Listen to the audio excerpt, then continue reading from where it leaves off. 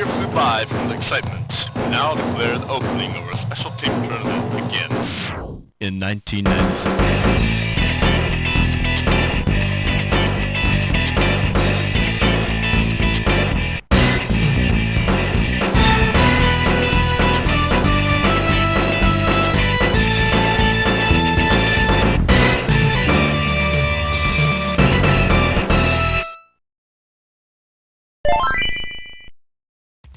Alright, people voted, and out of the options I gave out in the poll, one was the clear-cut winner.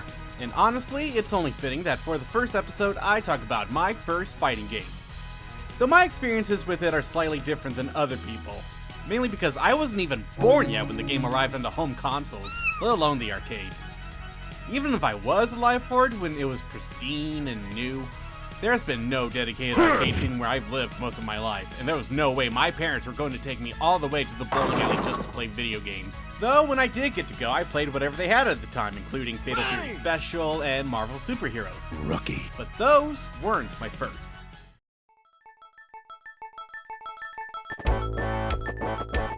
It's hardly a surprising pick, it's Street Fighter 2 Turbo.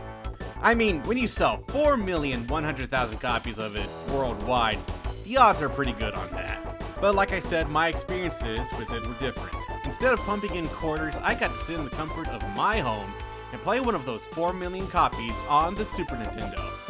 And it pretty much changed my life forever. This isn't going to be strictly about Turbo as a game, but rather how it introduced me to a series that would greatly influence me up to this day. Now, if you're sitting there wondering, what's a Street Fighter? Thank you for coming out from that very resourceful rock you've been hiding under. The too long didn't read explanation goes like this. Hey, I heard you was talking shit. Would you like to fight? And just like that, we're all caught up. Great, moving on. But in all seriousness, what is there to say about Street Fighter 2 Turbo that hasn't already been said? While it's obviously not the last time Street Fighter 2 got an update, the core gameplay remained intact through this and the other updates. 6 attack buttons and special moves that set up the foundation for all fighting games after it. The music is legendary, and the Super Nintendo does every track justice. The classic moves are all here. Hadouken, Sonic Boom, spinning power drivers, the works. Mirror matches were now possible.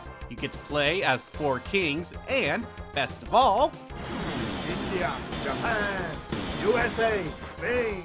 My own copy is likely long gone by now, but I used to read the instruction manual from cover to cover, even if my actual reading skills didn't understand what I was seeing. It wasn't even really for the moves either, but for all the art of the fighters doing their moves and knowing more about them, which was your only real source of story in these games besides character endings. I was so entranced by these fighters that it really got me interested in martial arts. Not so much in actually doing them, but rather the expression of oneself. Oh yeah, my dad had me grow up on Jackie Chan and Bruce Lee movies, so that might also have something to do with it. With that, the character I played the most in Turbo. Probably no surprise that it was Ryu, especially if you're from the perspective of, yeah, Ryu and Ken are the go-to characters to learn how to play the game. They're Shotos for a reason. That was true in my case, but even after messing around with the other characters while having the second player be a practice dummy, I always felt the most comfortable with Ryu. That comfort is likely why he's my favorite fighting game character of all time, if not one of my all-time favorites, period. And I know what some of you are thinking. Ryu? From streets. Like dirt? Water with no ice, delayed jumping heavy fierce? That Ryu? All-timer? Yeah, that one.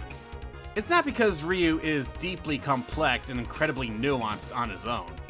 Rather, it's because of what he means to me and what he's taught me over the years. For all intents and purposes, he's the quintessential martial artist, and the more noble philosophies you find in those arts are reflected in his character. Ryu is always striving for self-improvement, learning new things by fighting all kinds of people and forging bonds through battle. Whether it's Ken Masters, Kyo Kusanagi, Wolverine from the X-Men, the Power Rangers, Mario and Luigi, or anybody else that decides to fight him, Ryu pushes forward to become the best he can be. Even Ryu dealing with the Satsui no Hado is tied to the nature of martial arts, that temptation to plunge yourself into darkness for the sake of victory and power. Not that anyone's going to be able to Raging Demon Tommy over at Taekwondo practice, but it's a more dramatic interpretation of taking shortcuts to reach your goal while casting aside what makes us human. As a quick aside, there have been different interpretations of the Satsui no Hado and what it truly represents between the games, comics, and other media. But for me, the Satsui no Hado, in its most basic form, is part of the inner balance inside all humans. It could be used in noble ways within the world of Street Fighter. Heck, one of the Udon comics had Ryu master both the power of nothingness and the Satsui no Hado to combine their powers while retaining his normal personality.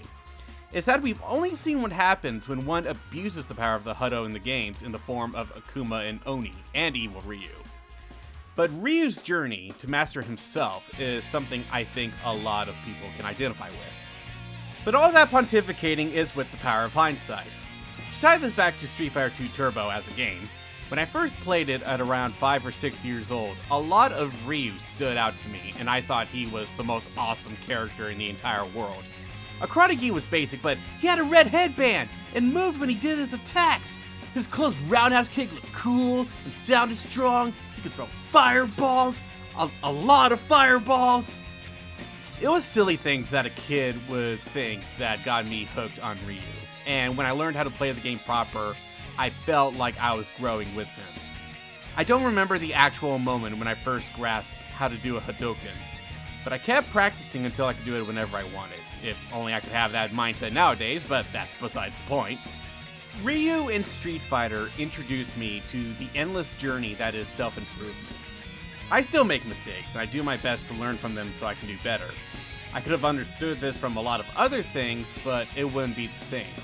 All the time I spent getting better at Turbo and how badly I wanted to keep improving, and my parents told me that I had enough time on the console for the day, is something that I can look back on and say with certainty that it changed me. And just like Ryu wanting to learn more, I wanted to experience more fighting games thanks to Street Fighter. Not long after, I'd be playing Tekken 2 and 3, Fatal Fury 2, TMNT Tournament Fighter, X-Men vs. Street Fighter, frickin' Digimon Rumble Arena. Any fighting game that I could get my hands on before I discovered emulation was something I poured a lot of time and effort into. I still play fighting games when I'm not balancing other things like, adult responsibilities. My own characters and ideas are all greatly influenced from fighting games. It's a genre that I can't see myself separating from at all in my life. Throughout the good and bad that Street Fighter as a franchise has had to offer, much like another franchise that had a big influence on me, I'll never stop loving it for what it gave to me as a child.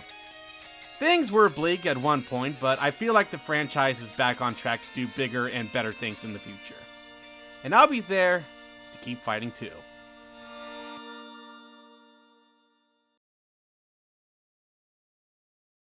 If you made it to this point, thank you so much for watching the video. Sorry that it wasn't a full-length half-hour episode essay of some kind.